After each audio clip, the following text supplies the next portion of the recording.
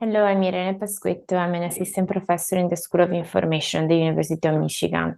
In the paper I'm presenting today, we theorize the construct of disinformation infrastructure. The first key idea here is that those who organize disinformation campaigns rely on these infrastructures to create and manage the evidence that then they use to justify and ground their theories.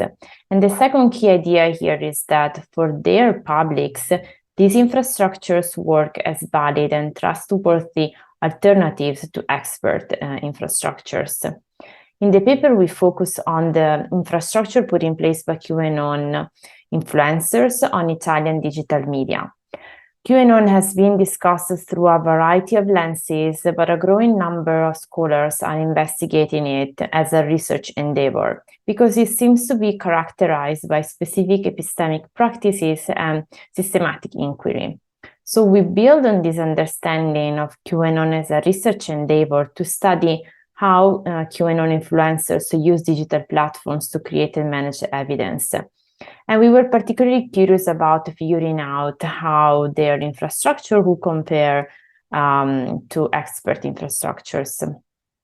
For those who are not familiar with the literature on socio-technical infrastructures, the premise here is that scholars in human-computer interaction, information science, and STS have long studied these infrastructures in expert contexts, arguing that information infrastructures are essential for the organization and sustainability of today's scientific and specialized knowledge.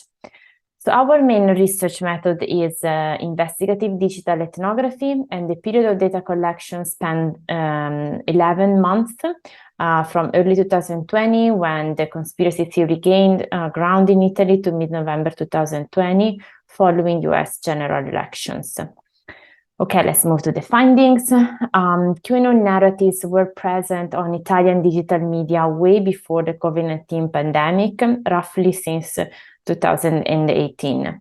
In this initial pre-pandemic phase, influencers simply translated QAnon narratives into Italian without making any reference to the Italian political context.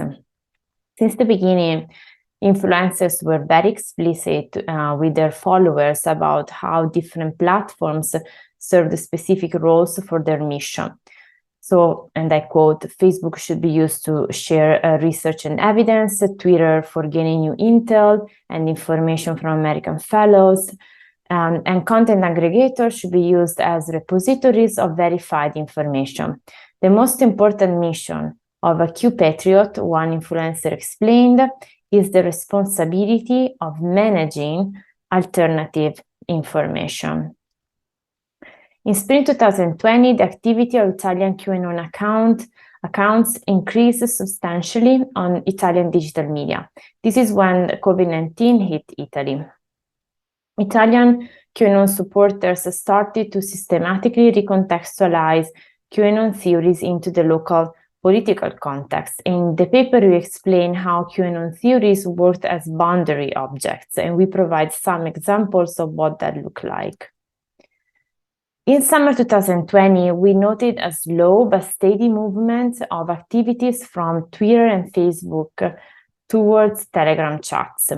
These chats were highly regulated information spaces. Influencers imposed what counted as evidence to their followers in a top-down fashion. Dissent was heavily sanctioned. Influencers would ask followers instead to help them maintaining the infrastructure. For example, they would ask them to create bots to automatically open and close chats, clean up content, and remove the banned accounts. Twitter and Facebook started to deplatform Italian QAnon accounts in the fall of 2020. However, at that point, influencers had already moved a significant portion of their followers on Telegram chats. And after the platforming, they used Telegram chats to redirect their audiences back to Facebook and Twitter on their new pages that were at this time set up so they would not be recognized as QAnon pages.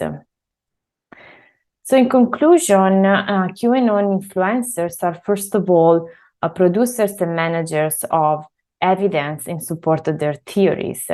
As others have argued, much like a scientific endeavor, QAnon research work is also empirical in inspiration.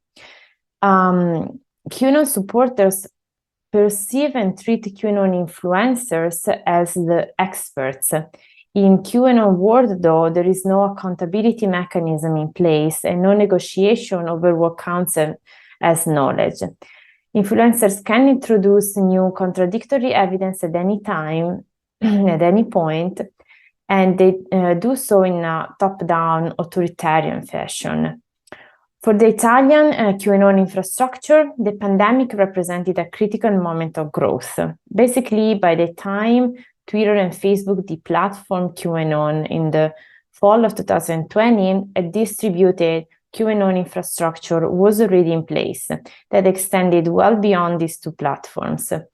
First, influencers used Telegram as a refuge and then as a bridge to move their audiences back to Facebook and Twitter on their new accounts. There are several reasons why we should pay close attention to the growth and establishment of disinformation infrastructures.